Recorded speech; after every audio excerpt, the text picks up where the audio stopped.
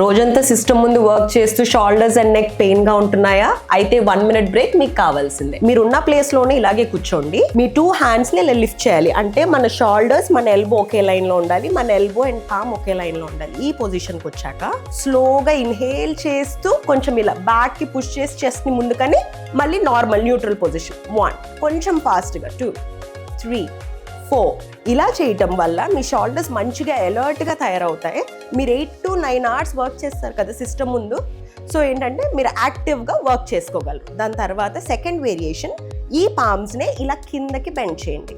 అంటే ఇప్పుడు మీ ఎల్బోస్ మీ పామ్స్ ఇలా ఫ్రంట్కి వస్తాయి అన్నమాట. ఇలా వచ్చాక సేమ్ బ్యాక్ ఫార్వర్డ్. ఇక్కడ మీరు ఎగ్జాక్ట్గా మీ షోల్డర్స్ అండ్ నెక్ అబ్జర్వ్ చేస్తే మంచిగా అలర్ట్గా స్ట్రెచ్ అవుతాయి, బ్లడ్ సర్క్యులేషన్ బాగా జరుగుతుంది.